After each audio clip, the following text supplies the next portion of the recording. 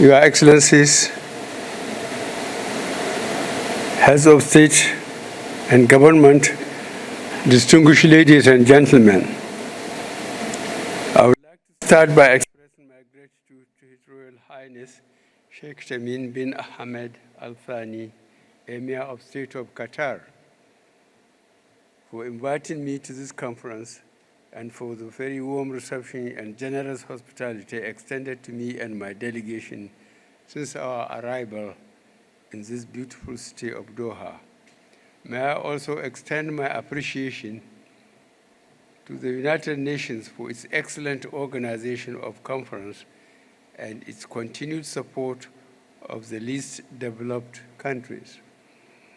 Nigeria is here to show our solidarity and support to the least developed countries in their quest to achieve the Sustainable Development Goals, especially in this decade of action where no one should be left behind.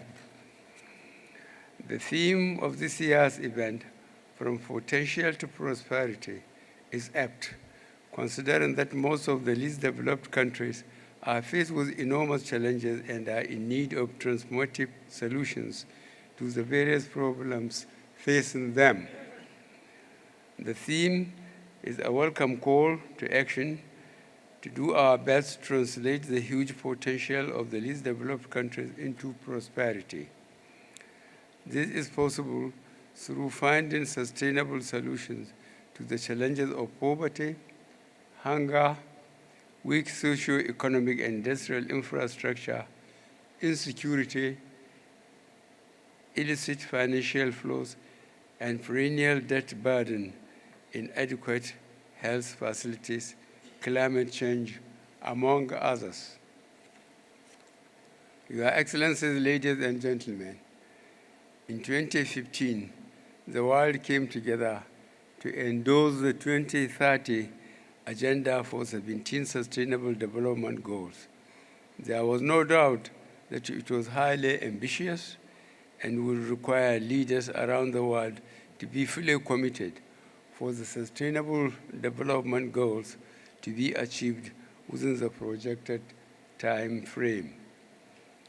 8 years on, the possibility of achieving the Sustainable Development Goals remains bleak for many countries, particularly the least developed countries. The difficulties in achieving the Sustainable Development Goals are numerous and further compounded by the coronavirus pandemic, the continued threat of climate change, and recently the Russian-Ukraine conflict. The least developed countries are often faced with developmental vulnerabilities and challenges that are not always of their making.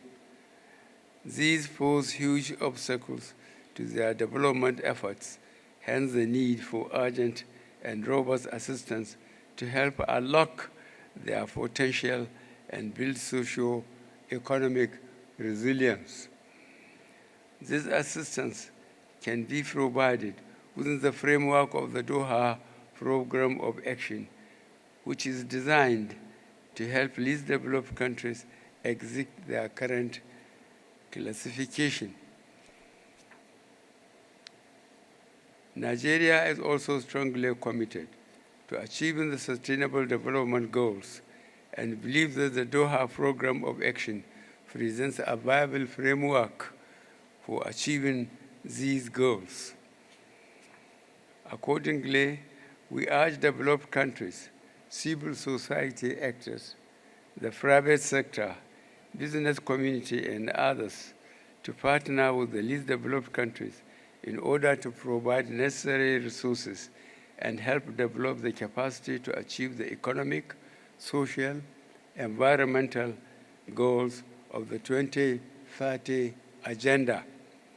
As a matter of urgency, there are a number of priorities we have to focus on to help achieve sustainable development goals in these countries and ensure their prosperity. First, coronavirus has taught us that we must all work together to ensure that diseases do not thrive in the least developed countries due to their overall negative impact on productivity and economic growth and development. Accordingly, policy and budgetary provisions must be made to ensure equal access to Medicare and vaccines for the poor and the rich alike. We must also work with manufacturers of medical equipment and pharmaceutical companies to provide adequate equipment, test kits, vaccines, and treatment for diseases.